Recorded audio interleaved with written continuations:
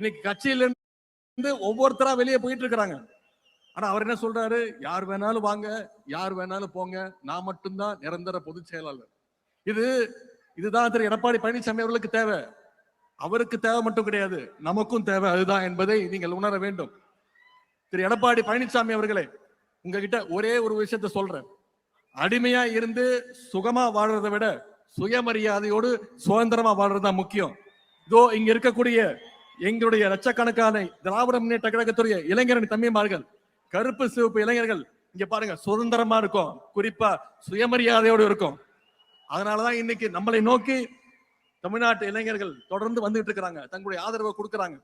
பாசிச சக்திகளிடமிருந்து தமிழ்நாட்டை காப்பாற்றுகின்ற ஆற்றல் திராவிட முன்னேற்ற கழகத்துக்கு மட்டும்தான் உண்டுன்னு இன்னைக்கு தமிழ்நாட்டு மக்கள் நிச்சயம் நம்புறாங்க. மக்களுக்கு அந்த நம்பிக்கையை வித்துட்டவர், அந்த நம்பிக்கையை பெற்றுள்ள தலைவர் நம்முடைய கழக தலைவர் அவர் இங்க வந்திருக்கிறாங்க.